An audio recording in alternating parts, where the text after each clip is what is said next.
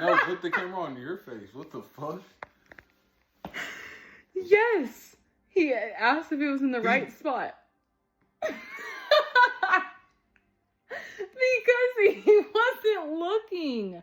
You just said he looked, he went like this. Yes, Boom. and put it like where it's supposed to go, where he thinks, and then he starts pushing it in. If, and he was like, if this is his job, how does he not fucking know? How's he going? Am I in the right spot? Old ass nigga needs a new career, retire. The fuck? Why would you not ask for a different doctor? And then he stuck it in. And he was like, is this the right spot? And I was like, yes. It sounds worse than what it was. No, it is that bad.